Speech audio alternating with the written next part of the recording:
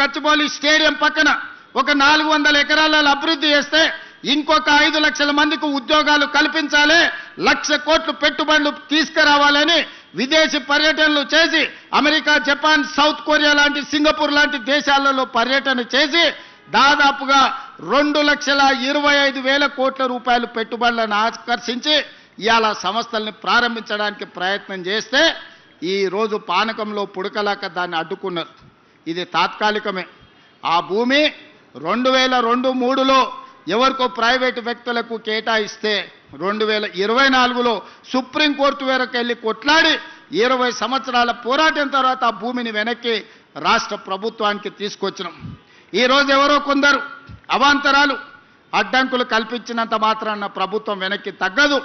చట్టసభలలోనే కాదు, న్యాయస్థానాలలో న్యాయం కోసం కొట్లాడి ఆ స్థలాన్ని మళ్ళీ వెనక్కి తీసుకొచ్చి పెద్ద ఎత్తున ఐటీ కంపెనీలను అక్కడ ప్రారంభించడమే కాదు, లక్షలాది ఉద్యోగాలను కల్పించే ప్రయత్నము మన ప్రభుత్వం చేస్తుంది.